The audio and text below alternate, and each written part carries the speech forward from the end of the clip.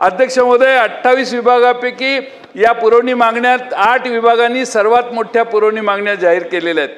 त्यात नगर विकास विभागाने 15,465 कोटीच्या पुरवणी मागण्या काढलेल्या आहेत। अध्यक्ष महोदय, 26-27% पैसे फक्त नगर विकास विभागाला दिलेले आहेत। आणि अध्यक्ष महोदय, तुमच्या सरकारची 89,90,000 कोटी रुपयाचे पैसे पेंडिंग आहेत, म्हणजे तुम्ही बिलं थकवलेली आहेत।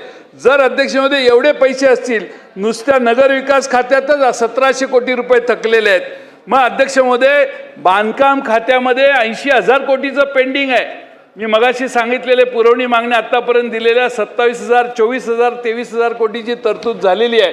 अध्यक्ष महोदय, 80,000 कोटी रुपयेचे लायबिलिटी सरकारने अंगावर घेतलेली आहे। MSRDCची लायबिलिटी तर 2-3 लाख कोटी रुपयापर्यंत गेलेली आहे। MSRDC MMRDAचा विषय वेगळा आहे। मी माननीय अर्थमंत्र्यांना विनंती करेन की अर्थमंत्री महोदयांनी आढावा घ्यावा।